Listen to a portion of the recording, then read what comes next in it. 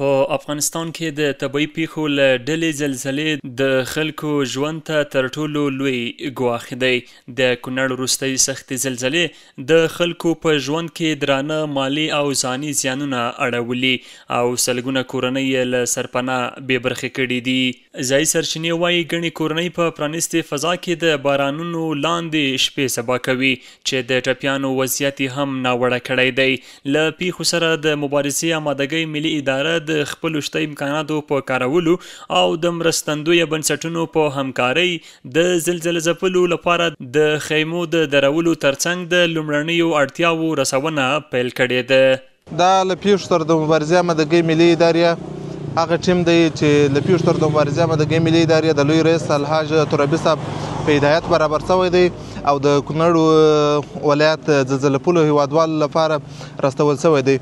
دغه ټیم چې تاسو وینئ په ویډیو کې دا هغه کاري ټیم دی چې په څو ورځو کې به د کونړ ولایت د نورګل ولسوالۍ، څوکۍ ولسوالۍ او همدارنګه مزار درې او ودیر کلی هغه کلي کې چې زلزله پلو هیوادوال مرستې جدي اړتیا لري دا ټیم به هلته ورسي. ما از مرکز اعزام شدیم به ولایت کنر ولسوالی دویگل.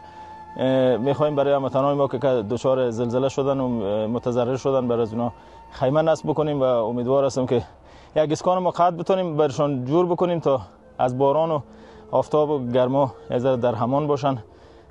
امیدوار هستم که بتونیم خدمت کافی برشان بتونیم بکنیم و یگانه آرزوی ما اینمی است که بخوایم به هموطنان ما کمک بکنیم تا دچار مشکلات زیادتر از این نشوند.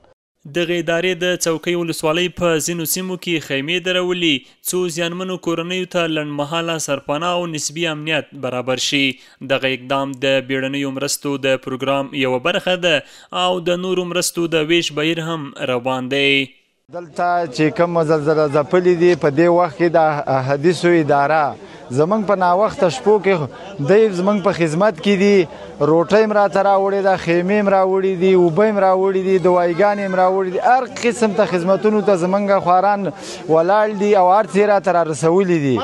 په دې ناوخته شپو کې په هر ټیم کې زمونږ هر یو څه کمبودي نشته الحمدلله هر څه راته راوړي دي. موږ د شهیدانو باندې چې درې شپې د شهیدان لرو او راکوشوي دلته حکومت هر قسم ته مواد چې کمبلې دي که روټۍ ده که هر څه دي نو هر څه راته رارسول دي الحمدلله. موږ ډېره مننه کوو.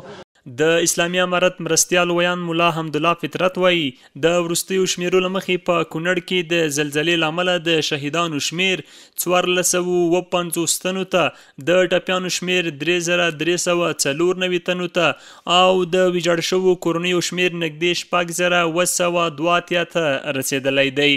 لا هم د ژغورونکو ټیمونه د خاورو لاندې د بند پاتې کسانو د رایستلو او د ټپیانو د انتقال عملیاتو ته دوام ورکوي. د کونړ وروستۍ زلزله یو ځل بیا دا حقیقت په ډاګه کوي چې د افغانستان خلک د طبیعي پیښو پر وړاندې څومره زیانمن دي. زلزله ځپلي له حکومت، مرستندویه بنسټونو او د ټولنې له هر غړي غواړي چې د مرستو لاس ور وغځوي او له دې کړکېچنه وضعیت سره د هغوی مرسته وکړي.